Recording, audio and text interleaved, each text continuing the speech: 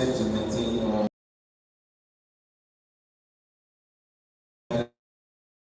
your academics. And if you want to really know how to manage your time wisely, you would have to go and then do research, talk to people you see are balancing their life well, you want it. And then from there you can now take steps to practice and everything. So my tip is that you would have to learn to go and then research, do the work of research.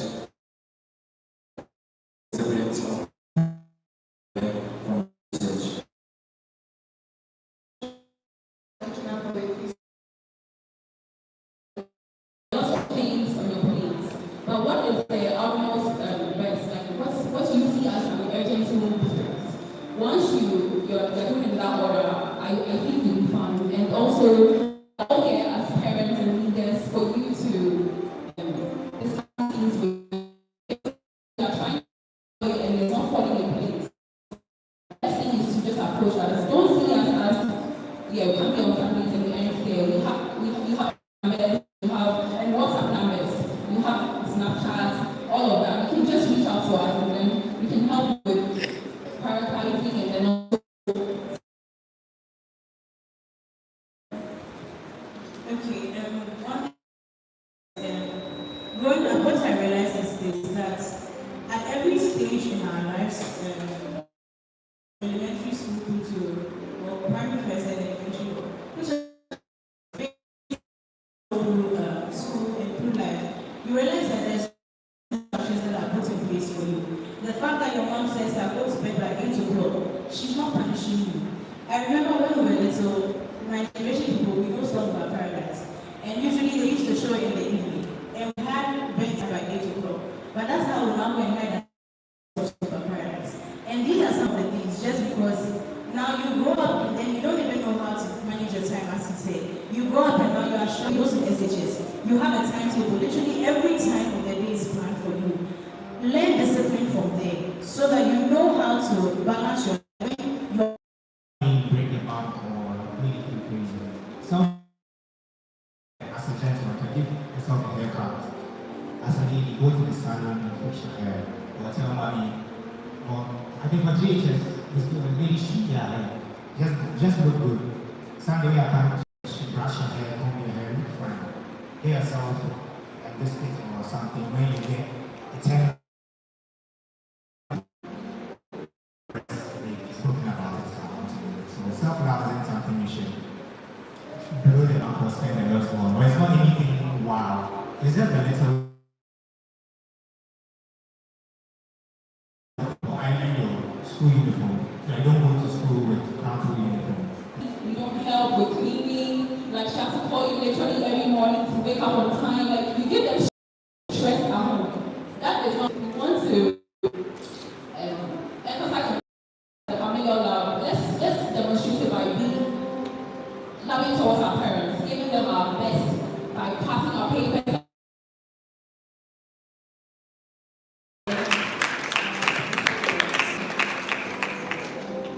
Our next question. What are some of the things we need to watch out for in order not to destroy our relationships and friendships? Victor. So things you should watch out for. Do not envy anybody who destroy your friendship or your relationship with others. If you see today your friend has a brand new bar or a brand new shoe, rejoice with them. Do not envy or get jealous. Now why does my friend have a new shoe and I don't have a new shoe? Don't hate them for it. Your time will come. The God that we serve will bless and honor you for the things you are doing in church, and your reward will come. So for me, the main thing is don't envy your friends. Don't be jealous of them, what they have.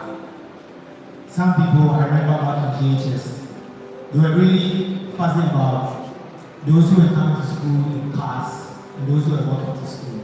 Those who were walking were jealous of or were envying those in cars. Saying, I wish I was also being driven to school, but everything is time. So don't envy your friends. Don't be jealous of them. If you see them in a car, be happy for them. If they give you a ride, hallelujah. If they don't, please don't be jealous of them. Thank you. Thank you.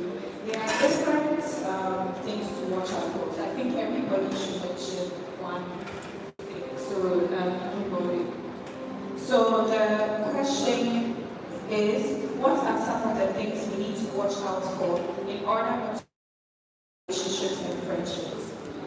The spirit of unfair. And as human beings, we are not perfect. So you might have in one minute you be a group of 5, the next minute the group is split into 2 because something went wrong, and then somebody's happy with something, and then they are gossiping to another set of friends. Family break a beautiful union. So we need to really watch that spirit, the spirit of unforgiveness. Once you tell yourself that the Bible forgive ourselves 77 times, yeah, this person has hurt me, but you need to go beyond that people feel to give room for forgiveness. Sometimes you do that by finding time to talk to that person one-on-one. Don't try to go with the person to other people, and then you destroy the beauty of the whole thing. Just get the person one-on-one. If you think you tried and didn't work, you can get an external person. It could be a parent, a teen parent, or a higher person that you are comfortable with to mediate on your behalf so that you can get that friendship back. Because some people lost your friendship just because of unforgiveness. And years down the line, you hear them talking, you can see regret that they let that beautiful union go. So let's watch unforgiveness. Mine would be unfortunate. So you have a friend that is constantly thinking about you, thinking about your well-being, thinking about the things that you do. You tell your friend, I don't like it when you talk with other people. Or you mention something I told you in confidence to other people. You mention it once, and it happens again, it happens again, it happens again. And that's something you need to look out for. Have your best interest at heart, and you should question that with friendship. Yeah, that's my purpose. Okay, I think mine would be honesty. So, another thing I've realized is one thing I really like to do is check the motive with which I'm in a friendship with anybody. It sets the foundation for how the relationship goes. In that some people are in your life just to take from you. And even though it's not an entirely bad thing, but sometimes it drains you. For example, I remember that when I was in Marshall, I think GHS, there was a time that if somebody befriended me. And at this time, this person was somebody that everybody wanted to be friends with. So it felt like, an actually good thing that I didn't have to go to this person actually came to me. Like, I had bragging rights. But later, as the realized that this person was only coming to be my friend so that they could ask my friend out. So it wasn't even about getting close to me to get to the name. When I noticed that, I said, you know what? I think I'm doing this. So just go your way and let me go my way. Please. Make sure that you are getting into relationships for the right reasons. It doesn't have to, like, as much as possible, be honest with yourself first, and then be honest with the people that you're in relationships with. And then my take will be neighbor as yourself.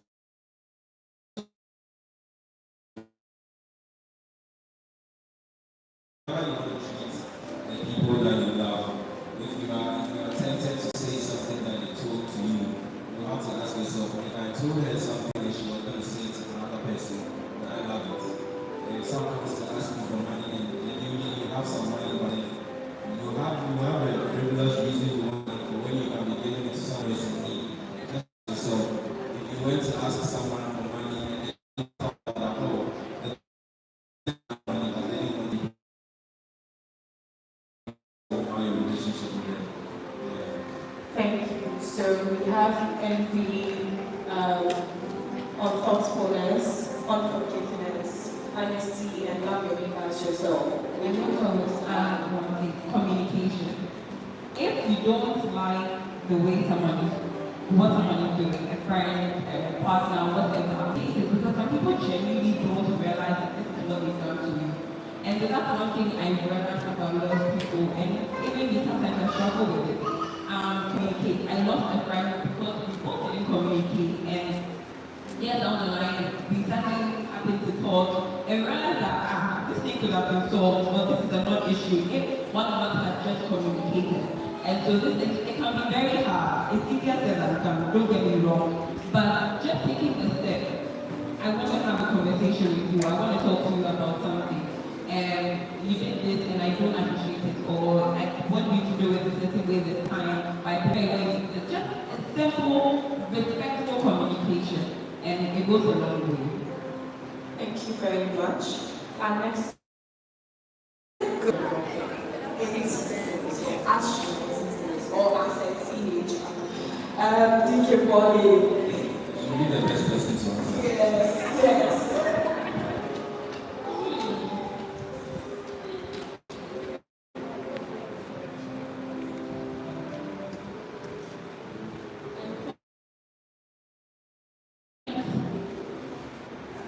The best thing to say is no, because relationship or having a boyfriend is a relationship, so it's a complex situation. Do you understand yourself enough to consider somebody else? Like, have you done a self-assessment of yourself? Do you care for yourself that much? Are you done with all that? If you are going to add somebody's burdens onto yourself, if you ask yourself that question, I don't really get answers, because you are struggling with self-esteem, you are struggling with confidence. You are struggling with your parents, I mean, with school. You are struggling to get a grade. And then you come to add, I love you to somebody, and then chatting with a person at 12 a.m. And I can't we had free in my home. It was crazy. We could talk till like 4 a.m., 5 a.m. The next day you are drained. There's no energy to even concentrate at school the next day. And you realize that even amongst your friends, people judge you. I remember when growing up, Marita asked, among my friends in church, Marita asked,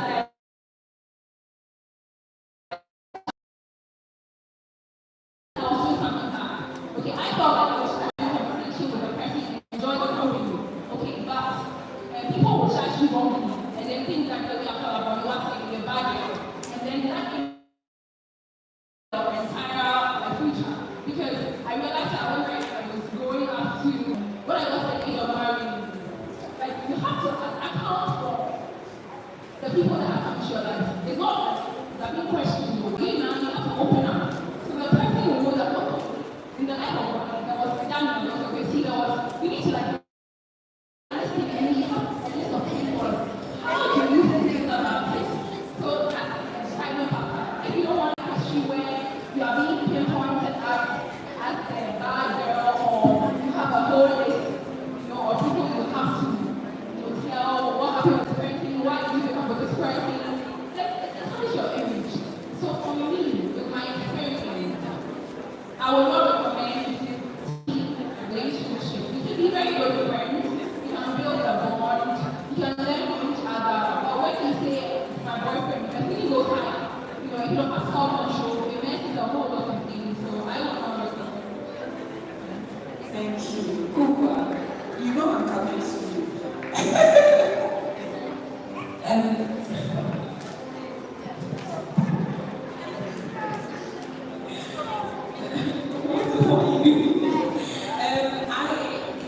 I would go with my own way. I wouldn't recommend it because it can be a bit of a distraction.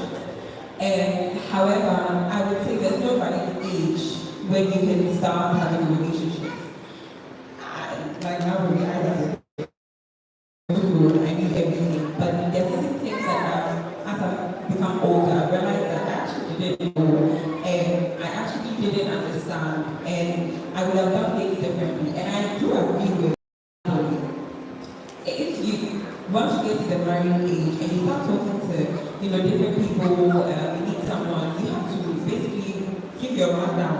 And if your rundown is more than maybe 2, 3, 4, 5, yeah, a guy will look at you and say, that's a bit much. I don't know if I'm interested in this. And it's very easy to think, oh, I will hide this number, I will hide this one once it goes past maybe 2, 3. But bear in mind, other people know what you've done. Your friends from teenage years, they know the guy that you were with, the guy that you were with. They saw everything. And it's very easy for things to spread. It's very easy for things to get around. So, like I said, I don't think there's a right age. Just know when mature enough to start. And I guess if I would do things differently, my mature age would be in university or even maybe after university. And that would be it for me. Samuel, let's finish this question and I'll come to you. Vincent, what were you really wanting to say? Okay, so another thing that I have personally is I can't remember when exactly, but I clearly remember that one of my relatives' family life scenes or something like that. She did mention how when you get married and then you stay married for a long time, after all the the butterflies and all of it are fading, not necessarily gone, you realize that what really keeps the married couples together is friendship. And so what I realized is that a lot of the relationships today, even with my generation, is that a lot of people are rushing to the relationship bit of it without spending time with friends. Spending time to get to know who they are. And I believe that at this stage, at your teenage stage, this is where to build your where to know people. This is build character. Learn how to tolerate people because you have people from different walks of life stepping on your toes, left, right, center, and doing the same to others. So this is where you build character to be able to accommodate the different kinds of men that you most likely will meet in the future. So if you ask me, is there no you have no business being in a relationship at this point in time because primarily you don't even know what you're doing. Well, let's hear from the artist's point of view. So I think it's no Can you guys hear him?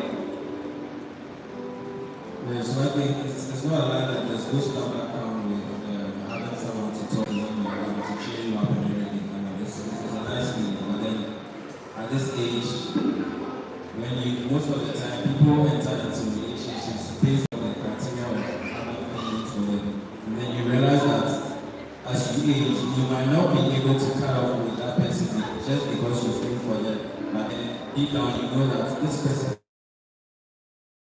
is probably a bad person, just because with the type of person you are, the person is not compatible. So even it's not going to work pretty well. But if you stand out, you find yourself, you got yourself in, and then when you're really supposed to go for something better for you, you find it very difficult because you started out something better for you. So I just think, like I said, you need to be mature enough to know what will work best for you before you start doing stuff like that. Yeah. Right now, at this age, there are some of you are probably saying that they don't know what they are talking about, so I'm not sure if they are ready.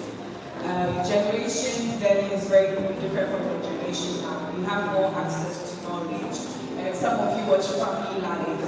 You are in the home, you watch Tracy and then you watch the students, you watch Valentine Sunday, and you feel like, oh, I'm ready, I can do this. But the truth is, to what end? Okay, so you start dating at 40. Realistically, let's say you get married at 25. Are you going to be in a relationship for 10 years? What's the point? In 10 years, are you going to say, okay, we are not going to kiss, we are not going to touch, we are not going to have sex? The emotions, it gets worse. You get more tempted. Especially when you are together, you are with a person, first it starts with holding hands, then it goes to hugging, then you start kissing, then you start taking up book. By the time you realize you are coming to the altar to always pray for forgiveness. And then Deacon Bobby and Hooper mentioned it, that now, after a while, and then I think there are others who have also mentioned that you are growing, you are evolving, so feelings will go. There's always somebody, as you are growing, you meet somebody finer, somebody better, and then you break up with the person. I strongly believe that at this stage of your life as teenagers, this is a period for self-discovery. This is a time where you have to know more about yourself. You have to find your interest. You have to discover what path are you taking, what is your career choice. This is a time for you to know about yourself, know the stage. You end up making a lot of mistakes. So take your time, discover yourself, learn where God is taking you, learn about yourself, know your age, what you like, what you don't like, and then it will be easy for you to make someone who is compatible with you. So just take your time. on like the outward than the inward. And you see a guy or a girl, I think, she's very handsome, she's very beautiful. But as you go out, it goes way beyond that because you also have to think about, is it someone you can actually do life with? Is it someone you can actually have a conversation with? Like there are so many other things beyond the physical that you have to consider. And if you haven't discovered enough to even know, and you are not yet mature enough to be in a relationship, and that's looking towards or acting towards. Thank you. Thank you very much. I hope you answered your question. Sandra? Good morning, distinguished panelists. Good morning, everybody. My name is Samuel. I have a very sensitive friend whose past experiences keeps evidently affecting him or her. And as a result, I believe this person unknowingly pushes people away. As a friend who loves you, can I help? No, I didn't hear the end part. Oh, okay. So what are these past experiences? So some include the fact that he feels his grades from his previous school. And so we both wrote IGs, right? And he comes, thank you. We both wrote IGs. And he came from his previous school to the school currently. And having he has heard of really good results that our batch had. So it sort of makes him distance himself from us because he feels as if much as well. And in an attempt to, let me say, prove himself to us and to feel like he's also a good student, he's just pushing everybody away. Okay. So basically, he's saying that he has a friend who, I would say, low self-confidence because of when he's moved to a new school and he's realized that a lot of the people there are better academically than him. So he's put up a face. This is what you call defense mechanism. And So if you give him reason to, he might just come around. That's it. A physical way of helping him is to add to what he said. Once you're studying, you can call him, oh, we're studying, you come and join us. Oh, and I realized that you don't really understand this. Let me explain it to you. So taking the initiative to actually act on what he is suffering with or what he is hiding away from you once you've noticed it. That's another way to help him. So, in trying to do that, I don't think you should always do it in the presence of the others. You can do one-on-one with him. Then, actually, you add another person, then a third person, a fourth person, and four, you can lead into the whole group. And he gets very comfortable with everybody, and then I think it'll be good. So, last week, so I remember back in JK's, they used to like, there were 3 classes, and you were put in every class based on merit. So the very good students were in A, moderately good were maybe B, and input TV was in C. And after every exam, everybody was again. So I was in the B class to begin with. Then after our first term exams, I was moved to the A class. And I went there and I was chatting. I feel lost. Because I'm like, these people are so like brainy and they are always studying. I want to study, but I also want to do other status quo. Because if you drop, you'll be taken back. I didn't want that. So what I did, or what someone also did to help me was that instead of always going to play, I tried to study. My sitting partner was a very good student. He helped me to get acquainted in subjects or topics I wasn't good with. So to help me, you can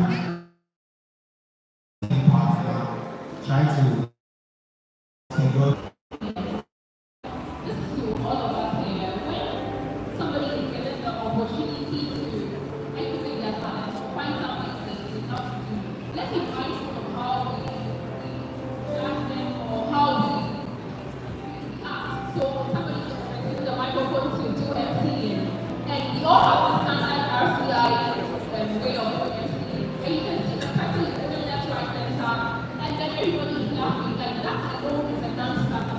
you pray people indirectly without knowing. People have tried so many times to do things, sometimes talk about their careers, and then we open our mouth and say things that are impossible. So to help each other, let's also be very mindful of the things we say to our fellow students, even as leaders. Don't let us down or think that, okay, you need work, go to a good school, so I don't see you taking offering. Your English is not well arranged. That's a non-standard because people that are higher there today and doing pastoral and branches and all that, they were from the list of families. They didn't look like good school. But because they were given opportunities, nobody doubted their ability. And they proved themselves because they were encouraged. So for everybody that stands here to do anything, I think we should give them a pat on the back. In your sector or a larger form when the next person is over, or when they're a family, and then you want to acknowledge them, it would be a good start for everyone. I also want to so the person who was saying that they have low self-confidence. It's just like when we have to write at the end of the day, good students, and so we are afraid of the exam. But the only way we can get good is when we try with our classmates, homeworks, make the mistakes, and then get people to correct us. As we are human beings here, we might have low self-confidence. Away from the fact that in life, as you move on, you are going to have to deal with people. If you want to be an entrepreneur, you are going to have to customers on your workers. If you are working for someone, you are going to have to deal with your boss. Here is the place that you can start because the stakes are very low. We don't have anything against you. We have, by God's grace, we have spiritual leaders who will help you overcome the confidence gap within you. So you have to start if you want by your low self-confidence. You can't just be there and say you are not confident and so you're not going to do anything about it. So we just want to edge you on. You have to start with doing something if you want to get your confidence back. That's what I'm saying. Thank you very much. If there are conflicts and problems and you don't trust anyone, how do you deal with such a situation?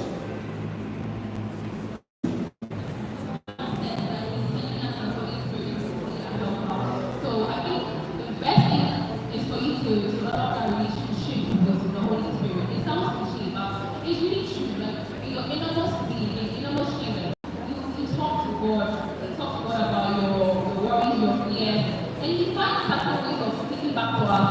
It could be in the form of a song, it could be through somebody who is expecting. So once you build your confidence in your inner chamber with your Holy Spirit, God, trust Him. It might be telling your very jazzy and then she doesn't really feel as a secret, so she might tend to alcohol, and then before you know it, you're walking around, people are probably like you. But once you have built yourself with your Holy Spirit, and then you give him the time to speak to you, and he will speak to you. He will find a way of making you get the answers you need to solve those issues. So I have an example for you just to bring home. When I was studying to write my law exam in Ghana, I was really struggling. Really struggling. But I come from a home or a church that failure is not an option. You can't come back with low grades or you can't come back with fill the exam results. And so one thing I really did, and I made a conscious effort to do, is constantly say Holy Spirit. And it's not about coming to church cafe all the time. One thing I was really doing is when I'm reading something or studying in a study session, and I don't understand a particular thing, I just say a word of prayer. Holy Spirit, take control. Holy Spirit, this one I don't understand. Lead me understand, help me understand this, help me understand that. And another thing I also used to do is say, Holy Spirit, if this is not the way you want me to be studying, show me the way you want me to be studying. Help me bring people along and bring people to me that will help me. And to be very honest, he did bring me someone that I would have never, ever thought would come my way to help me. And here I am today. So just to give an example of what you said, just call the Holy Spirit, ask for the guidance, ask for leading, ask for him to go ahead of you and lead your. So after that, in terms of, I want to talk to anybody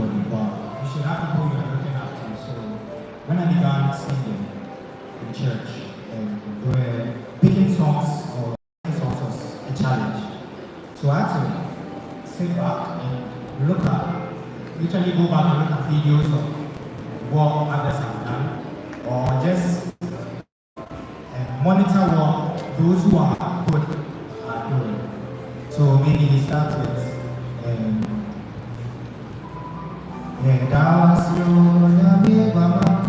after that he does another thank you song. So maybe he starts with thank you, he moves to thank you, he ends with a praise and a song. So that's where I pick up from. So you don't necessarily have to go to anybody, just sit back and watch. In terms of simple, that's what I did. I sat back, I went back to look at videos of the services we've done before, and I just watched and learned from what others have done. I also wanted to ask something in terms of seeking from the Holy Spirit. As you seek Him, you have to create your Holy Spirit to use someone to help you. You cannot find yourself in places where the Holy Spirit is not able to use the people there to help you. If you want the Holy Spirit to He can speak to me personally. I have a preacher or just a regular person on social media. But then how are you going to come across this post if you deal with things that are not helping you or that are not in line with what God will want you to be watching? So I just think in as much as we are going to be relying on the Holy Spirit, we need to create room for Him to operate in your life. Ocean wants to add. Okay, so I have an example. A lady over there. It's been a while.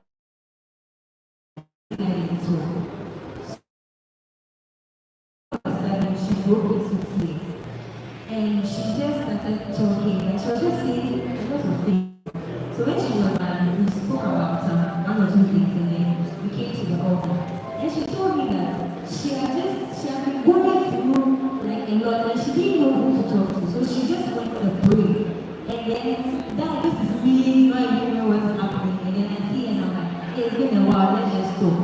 Sometimes when you pray, God brings certain people your way. And those people are able to help you go through whatever it is that you are going through. The people can be very unassuming. You don't really know that they are the ones that can help you. But so far as you want to the altar to pray about it, God has helped you. And you definitely bring certain people that will be able to help you overcome whatever it is. After that day, anytime there's any problem,